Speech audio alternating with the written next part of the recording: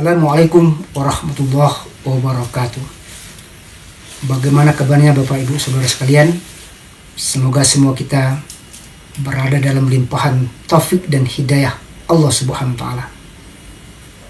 Topik dakwah kita pada edisi kelima ini tentang kezaliman. Dalam pandangan Islam, kezaliman termasuk perbuatan yang diharamkan. Sebagaimana disampaikan Rasulullah dalam sebuah hadis qudsi, Allah telah menjadikan kezaliman itu haram atas diriku, dan aku juga menjadikan kezaliman itu haram atas diri kalian. Maka janganlah kalian sampai berbuat zalim. Pemirsa sekalian, zalim adalah meletakkan sesuatu yang bukan pada tempatnya. Atau dengan kata lain, zalim juga bisa diartikan kebengisan, kekejaman, penganiayaan, berlaku sewenang-wenang. Secara garis besarnya, kezaliman itu dapat kita bagi dua. Pertama, zalim terhadap diri sendiri. Kemudian, zalim terhadap orang lain. Zalim terhadap diri sendiri, atau dalam bahasa Al-Quran dikatakan zalimul li nafsih, mereka yang menjatuhkan dirinya ke dalam lubang kebinasaan dengan cara makan dan meminum yang diharamkan oleh Allah, sehingga merusak kesehatannya. Tidak saja fisik, otaknya pun bisa terganggu, bahkan bisa berbuntut dengan melakukan berbagai tindakan kriminal. Zalim yang sangat besar itu adalah melakukan perbuatan syirik. Inna syirka la zulmun azim. Sesungguhnya syirik itu kezaliman yang sangat besar. Lupakah kita dengan Al-Fatihah yang senantiasa kita baca? Iyyaka na'budu wa iyyaka nasta'in. Hanya kepada Engkau saja kami menyembah, dan hanya kepada Engkau saja kami minta pertolongan. Di luar itu kita menyembah dan minta tolong kepada yang lain. Allazina yaj'aluna ma'allahi ilahan akhar. Ada orang yang mencari-cari ilah selain daripada Allah. Kemudian kezaliman yang kedua adalah berbuat zalim terhadap sesama.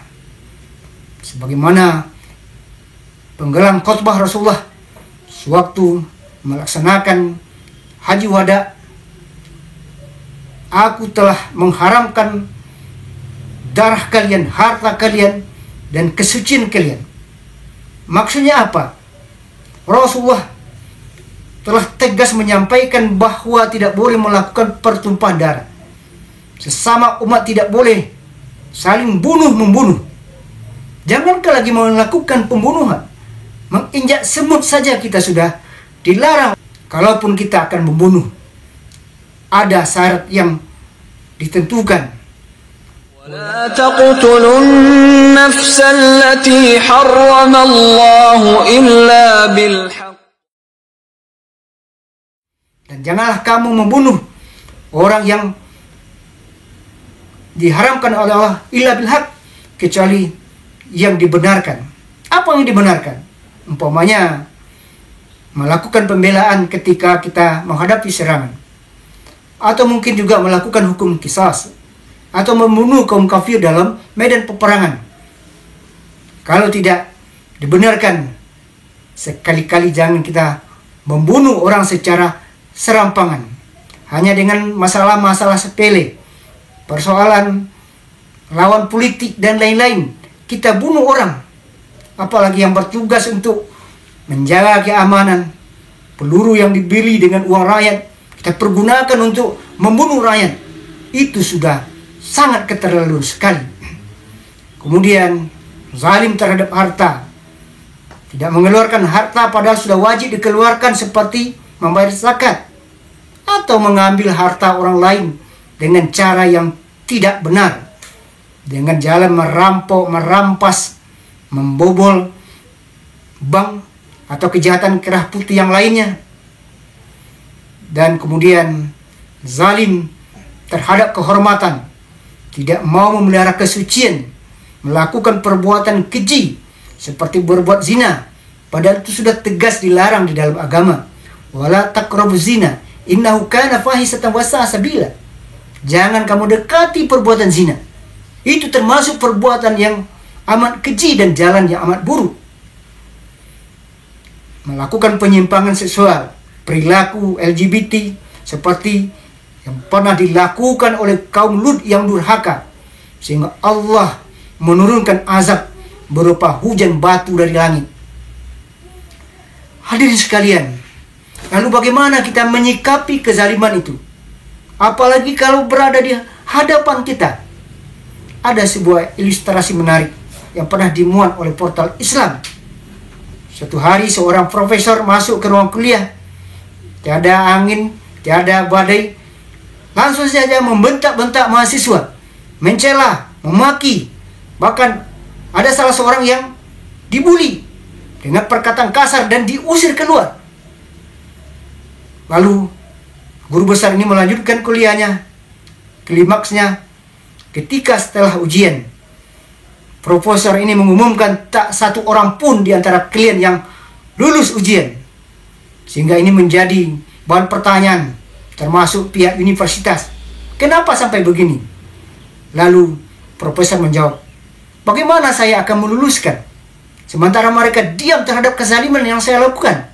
Sebentar lagi dia akan menjadi penegak hukum, akan menjadi hakim, akan menjadi jaksa, akan menjadi pembela. Dalam hal ini Allah Subhanahu wa taala memberikan peringatan kepada kita. Wala tarkanu ilal ladzina zalamu fattamassakumun nar wa ma lakum min dunillahi min awliya tsumma la tunsarun. Kamu jangan sampai berpihak kepada orang yang berbuat zalim supaya kamu jangan dijilat oleh api neraka. Allah tidak akan melindungi dan Allah tidak akan memberikan pertolongan. Jangankan lagi di akhirat, di dunia saja sudah diperlihatkan akibat dari mereka yang melakukan kezaliman, di mana akhir hayatnya berujung dengan mengerikan.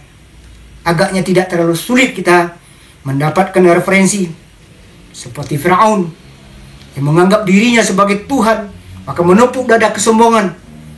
Akhirnya Fir'aun ditenggelamkan, digulung oleh ombak dan gelombang, mayatnya kembali dihempaskan ke pantai. Mussolini, seorang diktator, berakhir di tiang gantungan, kepalanya ke bawah, kakinya ke atas. Bacalah sejarah Lenin, Stalin, bahkan Pol Pot. Ketika mayatnya sudah dikremasi, dunia masih saja mengutuk. Kenapa? Karena sewaktu berkuasa membunuh jutaan rakyatnya. Atau kita lihat Mustafa Kemal Atatürk yang terkenal dengan ide sekulernya, bahkan sampai membunuh 30 orang ulama. Akhirnya juga mati dalam keadaan menggenaskan. Apalagi kalau sudah di akhirat. Sudah populer kita dengar hadis yang disampaikan oleh guru-guru kita ketika Rasulullah bertanya tentang pengertian muflis. Apa itu muflis, kata Rasulullah? Orang yang bangkrut. Para sahabat menjawab, adalah mereka yang tidak punya uang, mereka yang tidak punya kekayaan. Tidak itu saja, ada lagi yang lebih hebat daripada itu, kata Rasulullah.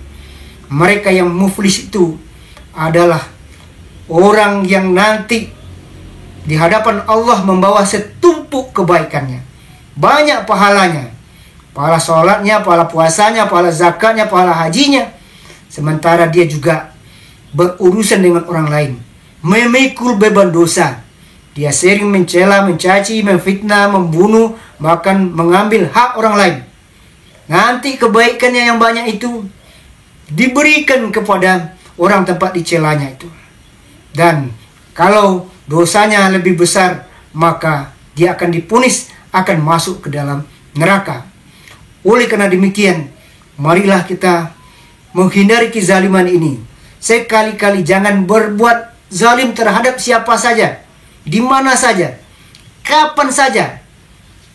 Dan kemudian jangan berpihak kepada mereka yang berlaku zalim dan tentunya kezaliman itu harus kita lawan.